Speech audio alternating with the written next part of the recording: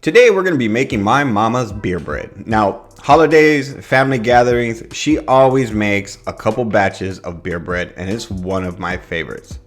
To start off, you will need 3 cups of self-rising flour, 3 tablespoons of sugar, and add that into your flour and mix it well. You will need 1 12-ounce can of beer. Now, one thing that my mother gripes about is, depending on what kind of beer we're drinking at the time, if she likes the recipe or not. She likes to use Budweiser, Coors, or some type of full body beer. To go with our beer bread, we're gonna need 1 can of jellied cranberry sauce and 1 stick of salted butter. Now all we have to do is just add in our beer into our flour and we're gonna mix that well. Once it comes all together, we're gonna be actually kneading that dough for about 5 to 6 minutes or so. Once your dough is kneaded, add into a loaf pan that's oiled and get it ready for the oven.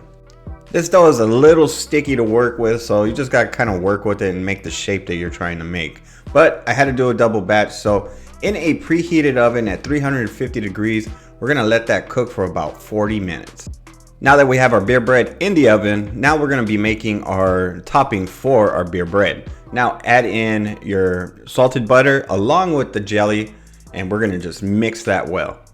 To get better mixing, I find using a whisk really helps out. After about the 40-minute mark, your beer bread should be done. But to make sure that it's fully done, you want to use a toothpick and check to see if it's fully cooked. If it comes back clean, your beer bread is ready. I love the little corner ends. They're a little crispy. My mom makes this every single holiday. I like it when it's still kind of warm. Just add you some of that cranberry butter on there. Cheers, y'all.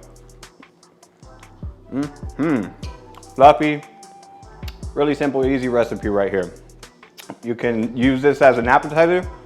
You can eat it with your turkey dinner. Now, I'll leave the link in the video description and in the comment section so that way you can go to my website, cookingwithkirby.com, to get the full printable recipe. If you're new to my channel, consider hitting the subscribe button. That way you can see future videos just like this. Now, I have these recipes. They're really good. You should try them out. Now, y'all be beautiful and take care.